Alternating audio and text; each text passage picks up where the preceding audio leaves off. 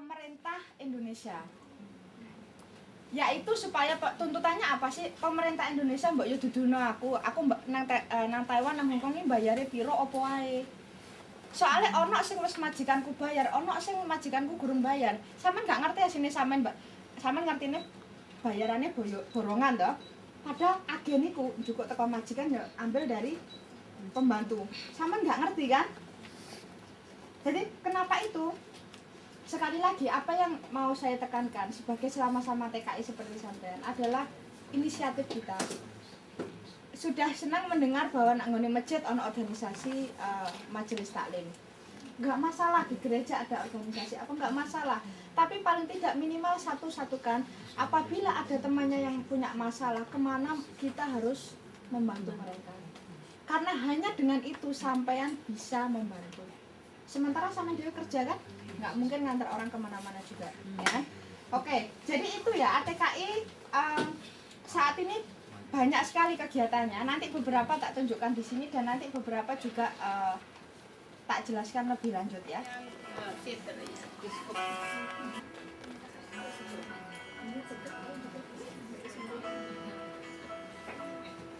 Bukan Mbak Mimin. Aku topi. Ini di Hong Kong ini. Ini di Hong Kong Mbak ya, kegiatan di Hong Kong. Mbak ini apa ya? Mbak Yuku. Kalau diterjemahkan lapangan. Jadi Istilahnya kayak taman gitu kan. Ya, Ini taman-taman. Iya, sama lapangan. Kita sebutnya lapangan. Taman sama aja. Jadi setiap minggu karena untuk mengorganisir atau untuk berorganisasi sama tidak perlu nang kantor. Sama di sana bisa bawa makanan. Terus Mbak lek anak masalah boleh anak kita ya. Itu kita mulai dari situ. Terus ada seminar nari remong, jaipo, ono sing iso ngaji, belajar ikro gitu ya. Semuanya kita lakukan di lapangan. Maka anak di sana bahkan karena kita sudah lama ya berkecimpung, sudah 6 tahun 7 tahun. Teman-teman berjilbab itu sing penjemu malahan. Dan semua lagu rebana itu lagunya diganti Terminal 3, kejamnya agensi gemblung mereka lagi gitu ya. Hanya supaya mengekspresikan siapa lawan siapa kawan kan gitu. Ya kan? Jadi kita nggak menganggap dirimu nggak jilbaban, kon tomboy berarti kamu lawanku. Tidak. Siapa kawan siapa lawan harus menang. Kenapa itu?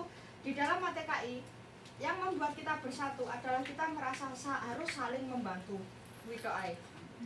Karena sama Mbak sama nih kini 6 tahun, tapi nih Hong Kong pun walaupun gak ono apa batas 6 tahun, tidak semua orang bisa sampai 6 tahun. Nah, mungkin mayoritas malah di PHK. Makanya tadi saya bilang anggota TKI sama ketok dino iki ono 3 bulan kasus hilang. Iya kan? Teko-teko ngebel, aku saiki ning Makau, saiki nang Indonesia. Iya kan? Kondisi sing kayak begini kita nggak bisa mencegah, tapi mereka terutama sing majikane apik, terutama mereka sing kalau kayak di sini kan mungkin mereka sing menikah ya, jadi sing apa pakai visa menikah.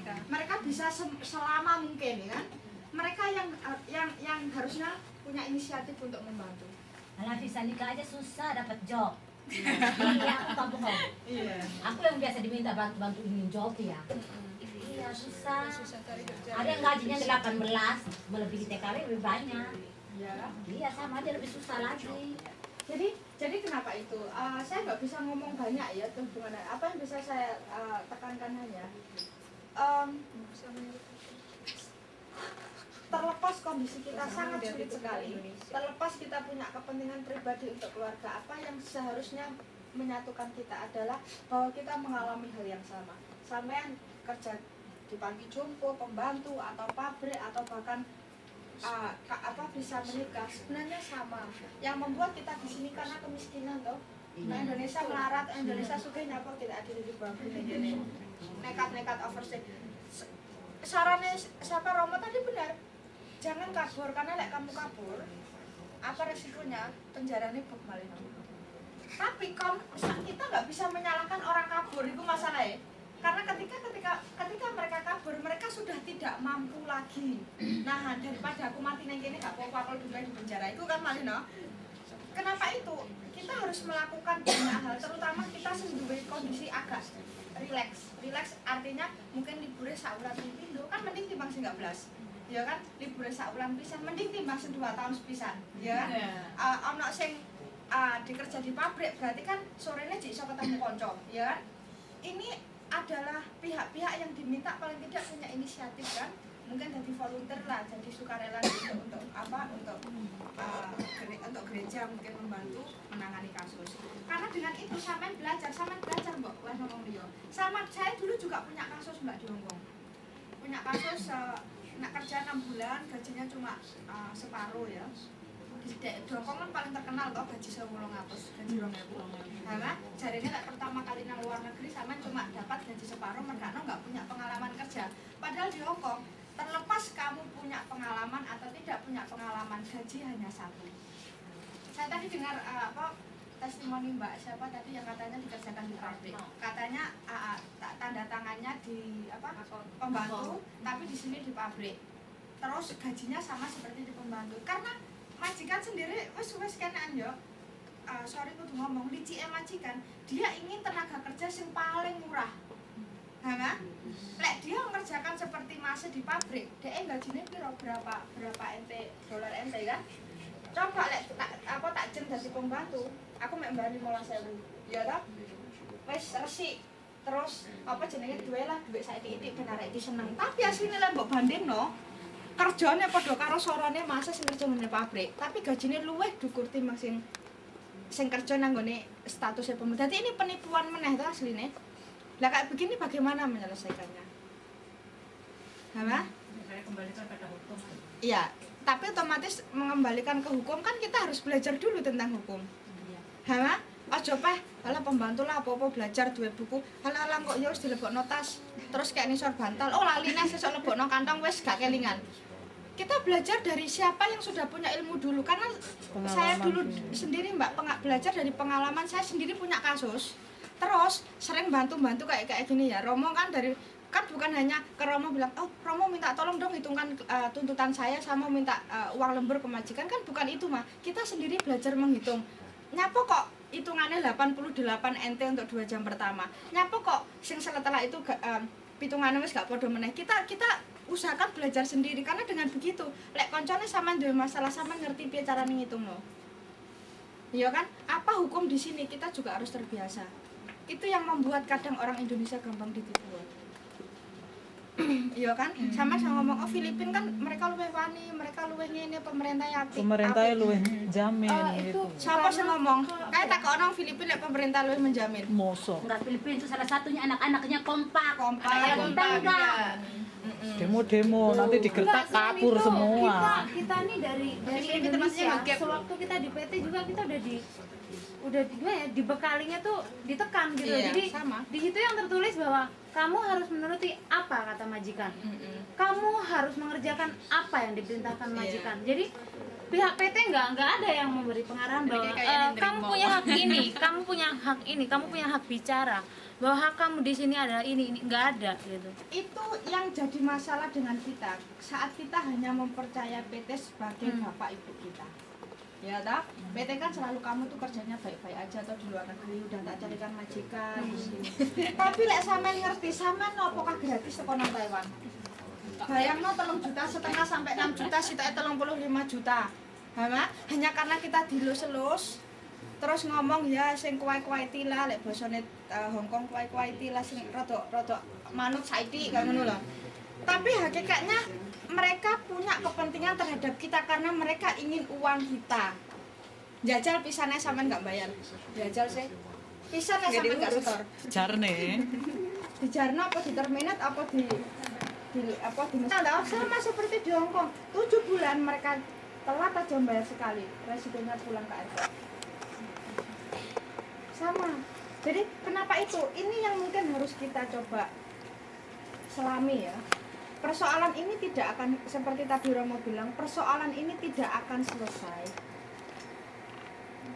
selama buruh migran sendiri nggak punya kesadaran untuk kritis. Otomatis kritis gak penak, sampean gak iso teko diunjuk-unjuk teko nyanggone konsulat Pak saya bayar apa ya dikamplengi sampean bareng ngono. Atau diseneni kan? Orang duwe jawaban malah diseneni. Tapi kita harus punya satu wadah organisasi yang membuat kita bersatu. Tadi di Hongkong, teman, oh neng Hongkong enakan ya iso demo ya, luwih enak luwih maju Mbak, itu bukan perjuangan sehari 2 hari. 6-7 tahun kita melakukan itu baru mereka iso wani. Ya. Saat itu kan lebih kuat ya Mbak. Iya, makanya sudah ada majelis taklim, nggak masalah sama anak majelis taklim. Tapi juga disebarno, lek anak masalah golek ono ki organisasi ki. Sama sendiri mungkin minta romo-romo mbok yo kasih kayak apa semacam wawasan hukum kayak gitu kan. Gimana ngasih gimana sih kalau kamu ketipu, gimana lek kamu disuruh ini disuruh. Jadi semacam ada konsultasi kayak gitu. Dan itu bukan hanya datang pribadi ke Romo, tapi Romo suruh memberikan satu kayak ceramah tentang hukum sini, karena mungkin beliau yang lebih memahami. Nggak masalah kita belajar dari beliau. Jadi ketika sampean ada masalah, mungkin sampean nggak punya masalah, tapi tonggomu ada masalah, sampean menengah ambek pura-pura nggak ngerti. Sakjane bukan masalah pura-pura, sampean nggak ngerti piye ya, Mama? Pengen membantu tapi nggak ngerti piye. Jadi kayak begitu Mbak ya. Saya harapkan ini bukan forum yang pertama dan terakhir ya. Kayak begini penting untuk sampean sendiri memahami. Paling tidak sekali lagi masalah memang kita semua dililit masalah, tapi jangan sampai pikiran kita dibuntukan oleh masalah sampai kita gak wani maju, gak wani. Selama kita bersatu, saya yakin di Hongkong Mbak, alhamdulillah BM-nya sudah punya kesadaran tinggi. Tenang ngene airport ngobrol, piye carane kabur, iki penceten iki terus nang ngene MTR ngene kenapa MRT ya. MTR ngalir ini, kok tak jemput nang kene. Jadi kayak begitu ya, taktik-taktik semacam itu bisa kita lakukan. Sama nang kene ndek HP, sama nang kono modal kita asline HP ya, Mbak. Modal di sana itu HP. Kita iso ketemu face to face hanya hari Minggu, sebulan sekali. Tapi hari biasa kita pakai HP. SMS, ya kan? Sama bisa pakai HP. Kalau anak masalah bilang aku ya nomorku iki. Mungkin sing majikane apik iso nomor telepon, mengapa tidak? Ya kan? Terus kita yang menghubungkan, Romo, ini ada anak di PHK mau dipulangkan ke airport, gimana? Terus bawa ke sini kan, artinya kan lewat jalur-jalur kayak begitu bisa kan kita melakukan sesuatu. Nah, tapi lepas dari itu kita sendiri harus belajar hukum sini. Selama kita nggak ngerti hukum sini, sama tidak akan pernah ngerti apa yang menjadi hak dan mana yang bukan hak. Kayak tadi di sini, PRT sama yang kerja di rumah tangga jaga orang jompo tidak dilindungi oleh hukum sini. Yang dilindungi hanya pekerja pabrik, sama yang nelayan, sama yang di mana tuh panti jompo ya. Mengapa tidak kita juga ngelobi ke pemerintah sini untuk memasukkan kita ke dalam hukum sini? Jadi status kita sama yang pekerja pabrik, sama hak libur, sama hak overtime, sama kayak begitu ya. Ini kan salah satu tugas juga mah, karena jumlah yang paling gede bukan yang di pabrik ya Mbak. Jumlah yang paling gede kan di mana? Di rumah tangga kan, di rumah tangga, bayangkan kayak begitu. Jadi tapi tahap demi tahap kita nggak bisa langsung terbang ke langit ya. Mungkin sampai mikir aku mungkinnya lama 6 tahun di Lukas aku mulai nggak masalah, tapi kita berjuang bukan untuk kita kok. Itu yang harus kita pahami. Mbak, ini misi Mbak. Monggo. Saya mau bertanya. Monggo. Organisasi tadi ya, sekitar 300 organisasi 300 orang. orang organisasi. Apakah dengan berdirinya organisasi ini sekarang penganiayaan atau hak-hak TKI di Hong Kong sudah kembali menurun? Oke. Dulu ATKI tidak berdiri dengan 300 orang. ATKI berdiri cuma dengan 24 orang. Dulu tahun 2000. Setelah itu kita setiap minggunya kan di lapangan ya, di taman. Kita ngerekrut anggota, kita memberi pendidikan dan sebagainya. Jadi udah banyak yang pulang. Terus apakah dengan adanya ATKI tingkat penganiayaan dan pemerasan terhadap TKI menurun? Saya bilang iya dan tidak. Ada iya, contohnya begini. Kalau dulu majikan orang Indonesia nggak manut saiki pulang ke airport, ke bandara. Sekarang majikan nggak iso kayak ngono kuwi. Soalnya si anak ini sudah ngerti kemana harus kabur ketika dia mau dipulangkan ke airport. Jadi apa yang paling penting? Tingkat penganiayaan dan eksploitasi itu menurun karena si anak ini, si pembantunya sendiri udah ngerti kemana saya harus minta bantuan. Karena sampean nggak iso selalu minta kita kayak Romo tadi. Romo nggak bisa selalu datang ke sana ke airport bilang tak selamatkan dia otok-otokan karo majikan, kan nggak iso begitu mah. Si TKI-nya bagaimana dia dengan sendirinya melawan agensi sama majikan. Jadi itu yang menurut saya menurunkan tingkat pemulangan paksa lah, penganiayaan. Kalau dulu ya, saya pribadi sebelum ATKI berdiri dulu, saya selalu lihat waktu di airport ngantar teman saya pulang. Setelah selesai kasus kan pulang, banyak yang digledek, ya kan, kakinya pincang lah atau apa. Orang yang mati itu nggak ada, padahal di Hongkong kan ada asuransi, Mbak. Orang yang mati itu asuransinya 400 juta. Tapi nggak ada yang ngerti uang itu akhirnya lari kemana. Padahal asuransi itu wajib karena kita semua di Hongkong diasuransikan. Lah kayak begini, setelah TKI ada, kita kan otomatis nggak terima. Jadi kita bantu, kabur lah. Kalau ada apa-apa di bulangan Arab kabur. Katakan kayak jika majikan memaksa dia untuk tanda tangan apa yang tidak sesuai, kamu tolak, ya kan, kamu tolak. Jadi teman-teman Filipina bukan karena pemerintahnya apik mereka menjadi begitu, tapi karena mereka sendiri sudah punya rasa untuk